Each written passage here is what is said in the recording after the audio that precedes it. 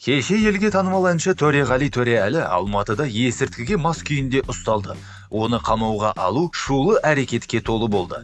Қазақстандықтар өрт пен жемқор шенеуніктерді біраз уақытқа дейін ұмытты. Ұлы дала бұзығы оған дейін де талай рет тәртіп бұзушылардың бәрін басы бозып, келеңсіз жаңалықтардың кейіпкеріне айналды. Төреғали Төреәлінің айналасында қандай келеңсіздіктер болғанын еске алайық.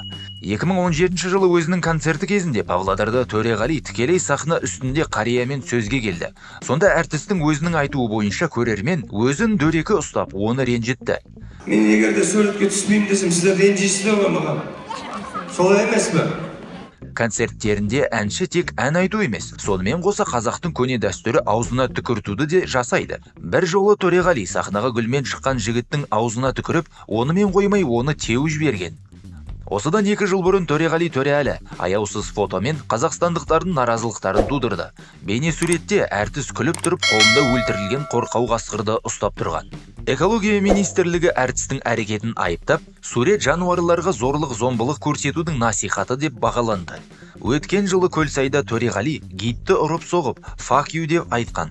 Полиция оқиғаны тергеуді бастап, әртісті ұстаған. Бірақ оқиға тараптардың татуласуымен аяқталды. Әртіс тек гидтермен ғана емес, сонымен қоса журналистермен де жанжалдасады.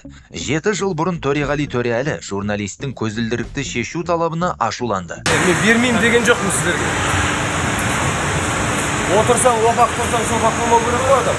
5 жыл бұрын Төреғалидің себебімен Алматы-Гонконг бағытындағы ұшақты жолынан ұстап қалған. Ол кезде әртіс отбасымен бірге шекаралық тексеруді айналып өтіп, VIP зал арқылы ұшаққа кірген. Содан кейін ұшақтан шығып кеткісі келген. Нәтижесінде қауіпсіздік қызметтері шақырылып, барлық жолаушыларды басынан тексерген.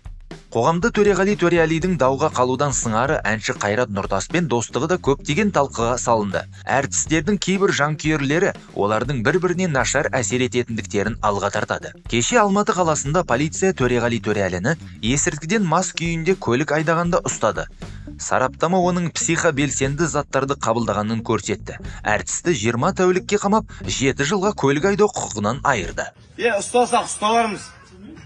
Көп болса бір кешірім сұраймыз ғой.